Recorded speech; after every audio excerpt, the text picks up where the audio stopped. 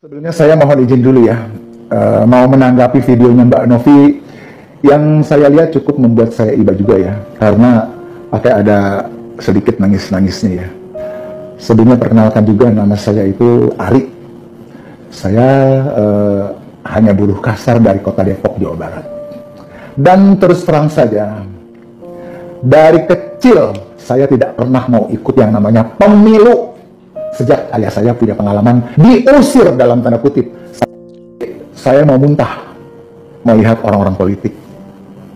Hingga sampai saat Pak Jokowi mencalonkan diri sebagai Presiden Republik Indonesia, barulah saya mau ikut dalam kontestasi Pilpres di Indonesia. Itu pun setelah melihat rekam jejaknya Pak Jokowi ya sebagai wali kota Solo dan Gubernur DKI Jakarta, yang meski cuma sebentar ya.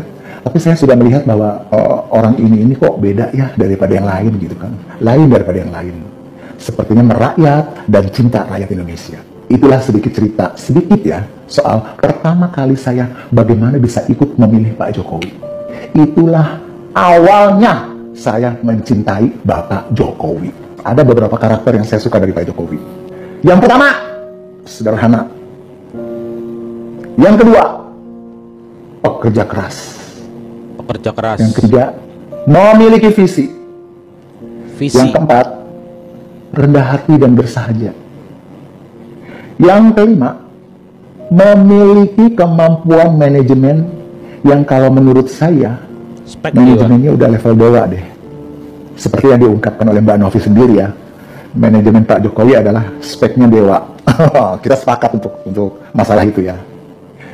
Ini terbukti loh, Pak Jokowi menjadi presiden terbaik sedunia yang didukung oleh rakyatnya sendiri sebesar 82%. Approval ratingnya Pak Jokowi mengalahkan Perdana Menteri India pada waktu itu ya, Narendra Modi ya, yang hanya 74% waktu itu ya. Pak Jokowi 82%. Padahal waktu itu angka 74% adalah angka yang tertinggi di dunia. Tapi Pak Jokowi melampaui itu, melebihi itu 82%. Semua pemimpin dunia ini kagum terhadap Pak Jokowi. Ya, itulah sedikit cerita tentang eksistensi seorang Jokowi yang pada kesempatan kali ini saya jadikan pembuka video saya untuk menanggapi videonya Mbak Novi. Apa maksudnya? Saya hanya ingin mengatakan bahwa Pak Jokowi adalah orang yang luar biasa, memiliki karakter hebat dan tulus dalam bekerja. Itu dulu ya yang kita pegang ya, berkarakter dan tulus dalam bekerja. Itu yang ada dalam otak saya. Sekarang kita kembali lagi ke videonya Mbak Novi. Di sana Mbak Novi mempertanyakan soal kenapa Pak Jokowi memecah belah anak bangsa, sesama relawan pendukung Pak Jokowi. Apakah jalan memecah belah ini jalan yang terbaik? Apa salah kami relawan pendukung Bapak Jokowi? Lalu sambil menangis-nangis, Mbak Novi juga bertanya, apa salah kami relawan pendukung Bapak? Kenapa Bapak tega melakukan itu semua? Nah, itu katanya di video itu ya. Sepertinya juga saya melihat video Mbak Novi itu kaget banget dah, terkejut banget, terenyuh gitu. Aduh, kasihan juga ya. Ternyata ada pendukungnya Pak Jokowi yang sangat militan. Saya tahu kesetiaan Mbak Novi itu terhadap Pak Jokowi itu saya tahu banget. Pokoknya dengar Mbak Novi curhat sampai nangis-nangis gitu, nyaris deh saya juga nangis. Nyaris bener aja, terus terang aja. Apalagi ketika Mbak Novi bilang soal kegigihannya membela Pak Jokowi ketika bertentangan dengan seorang Rocky Gerung. Untuk itu sih saya memang sangat salut banget dengan Mbak Novi ya. Saya acungi jempol Mbak, bener aja untuk masalah itu ya. Karena jujur aja, saya juga belum tentu sih seberani Mbak Novi. Belum tentu.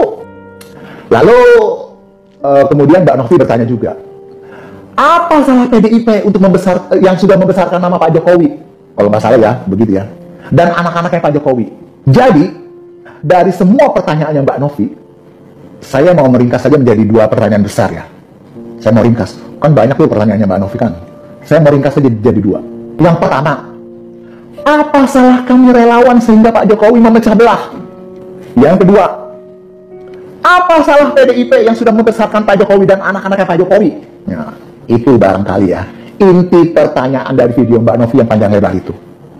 Tapi yang saya lihat dan bisa saya simpulkan, Dari awal sampai akhirnya videonya di Mbak Novi itu, yang menjadi topik utama adalah Mbak Novi hanya menyalahkan Pak Jokowi. Mbak Novi hanya melihat Pak Jokowi sebagai biang kerok dan pemecah belah para relawan yang sudah mendukung setia Pak Jokowi selama ini. Saya juga pendukung fanatik Pak Jokowi, Mbak Novi. Sama dengan Mbak Novi.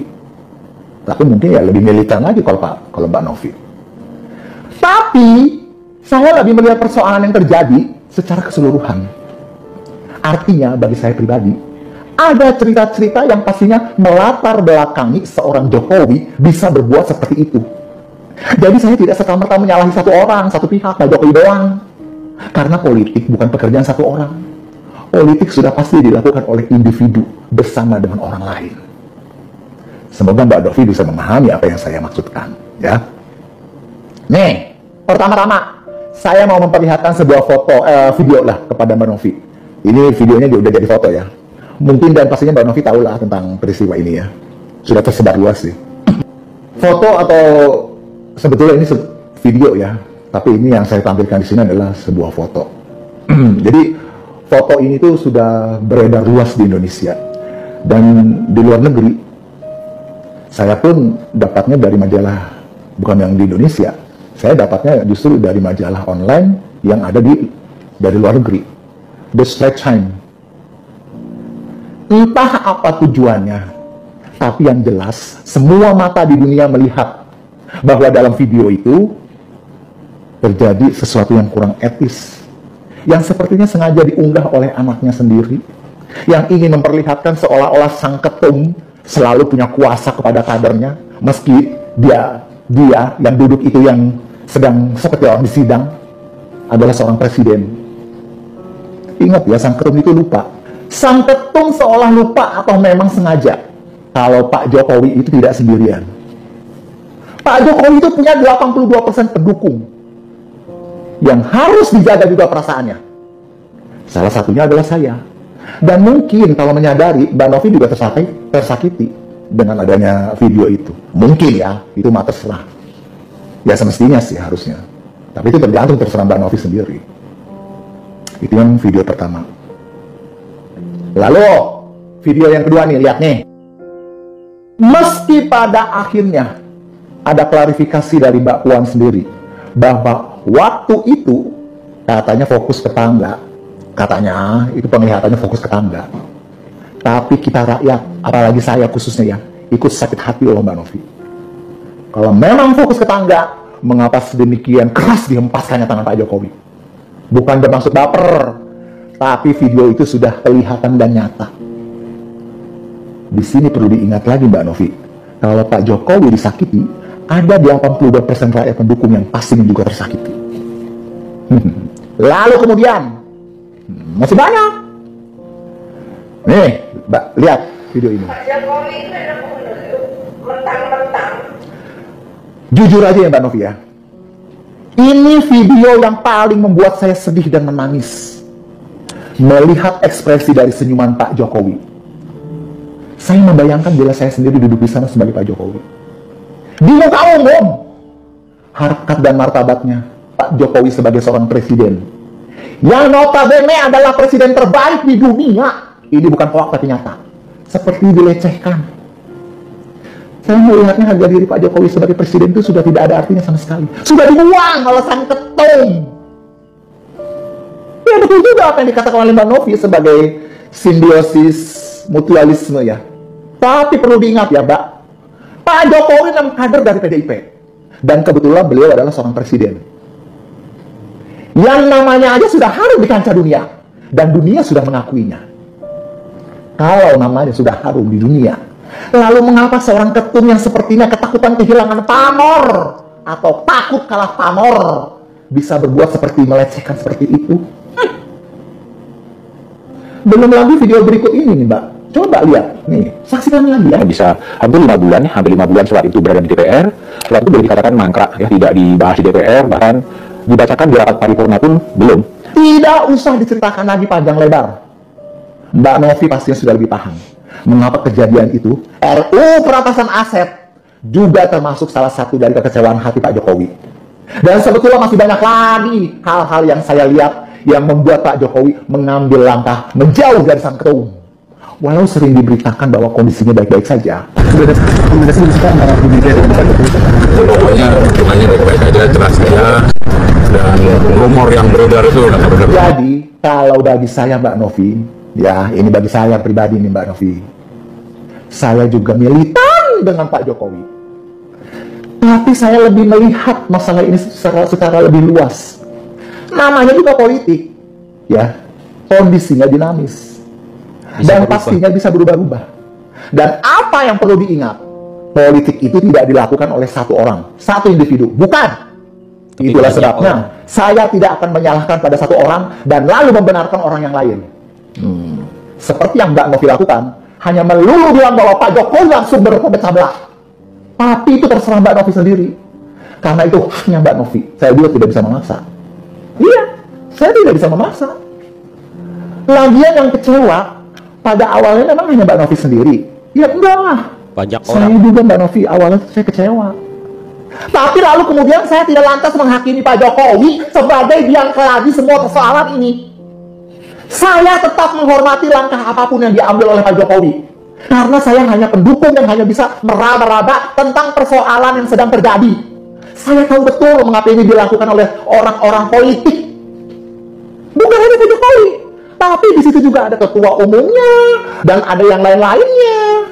Karena apapun yang dilakukan oleh Pak Jokowi tidak akan berhasil tanpa dukungan banyak pihak. Jadi untuk apa kita menghakimi satu orang? Nah, jadi nafsu saya tuh, ya kan? Itu politik dinamis.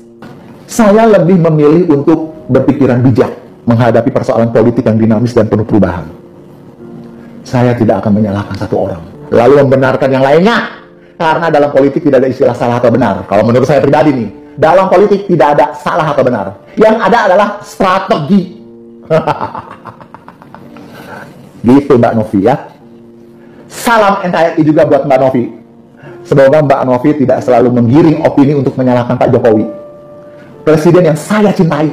Dan sampai kapanpun, saya akan tetap setia dan mengikuti kemana Pak Jokowi melangkah.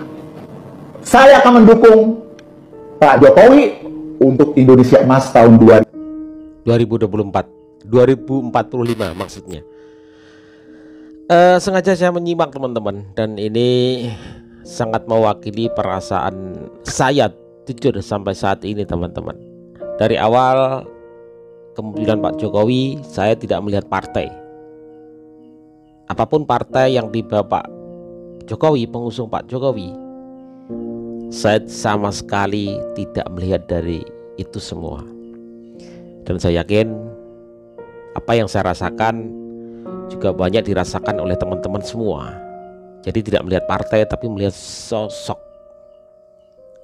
Demikian juga hari ini teman-teman, saya tidak melihat partai. Seumpama saya memilih Ganjar, Gama, itu bukan karena partai, karena sosok yang saya lihat. Sosok, jujur saja, sampai saat ini. Ya, jadi teman-teman, saya memilih untuk tidak menghujat, untuk tidak merendahkan, berbalik arah menyerang Pak Jokowi. Karena semata-mata dari awal saya juga mendukung Pak Jokowi dari nol. Kalau dibilang pendukung militan, ya saya salah satu pendukung militan, satu dari sekian juta pendukung-pendukung yang lain. Saya tidak melihat partai teman-teman. Saya hanya melihat sosok dan kinerja, meskipun sebenarnya memang untuk tampil di permukaan, untuk tampil menjadi seorang tokoh publik, presiden, gubernur harus melalui kendaraan politik. Tetapi jujur saja teman-teman, saya tidak pernah melihat itu semua. Saya hanya melihat sosok. Jujur saja, awalnya saya juga sangat-sangat kecewa dengan apa yang diduga dilakukan Pak Jokowi, diduga teman-teman. Tetapi untuk kebaikan, ya untuk kebaikan Indonesia Emas 2045, saya menghilangkan semua praduga itu teman-teman. Saya selalu berpikiran positif apa yang dilakukan Pak Jokowi. Sekali lagi saya ulang-ulang teman-teman, saya melihat sosok bukan partai. Kandil TV melihat sosok bukan partai. Demikian pula Ganjar, saya melihat Ganjar sosok, bukan karena partai. Ya, jadi kalau ada orang-orang yang balik menyerang Pak Jokowi, maaf teman-teman. Ya, maaf sekali, maaf. Saya sangat-sangat tidak setuju dan tidak mendukung hal itu. Setelah sekian banyak yang dilakukan oleh Pak Jokowi untuk kemajuan bangsa ini, tiba-tiba karena politik, ini kepentingan politik teman-teman. Politik dinamis, bisa berubah setiap saat. Tiba-tiba Pak Jokowi diserang balik. Politik itu bisa dikatakan kejam dan juga jahat teman-teman. Ya, saya mengambil posisi untuk lempeng, lurus, mendukung Pak Jokowi sampai dengan purna tugas 2024. Saya mendukung sosok bukan karena partai. Dari awal Kendil TV melihat Pak Jokowi, melihat sosok, kinerja, ya, bukan karena partai teman-teman. Bukan, sama sekali saya tidak melihat partai. Ketika ada selentingan tentang apa yang diduga dilakukan Bu Mega, PDI Perjuangan, jujur saya juga merasa sangat gak enak dan juga sakit ya teman-teman, sakit hati. Tetapi saya menghilangkan itu semua karena mereka satu kesatuan, presiden partai. Ya, jadi teman-teman, mari berpikir bijak kita. Jangan sampai kita terus menghujat, menghina seorang pemimpin yang sudah melakukan banyak hal yang sangat luar biasa hanya karena satu dan lain hal. Mungkin Pak Jokowi memikirkan banyak yang tidak kita ketahui teman-teman. Yang kita tahu hari ini hanya meraba-raba, hanya menerka-nerka. Apa yang dilakukan Pak Jokowi kita hanya menerka-nerka. Dan kita tidak tahu kebenaran yang sebenarnya, karena semua berada di ranah politik teman-teman.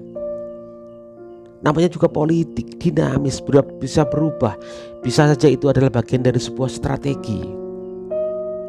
Tapi satu hal teman-teman, satu hal, ya, saya tidak mendukung apapun penghinaan yang merendahkan Pak Jokowi. Saya tidak mendukung itu semua.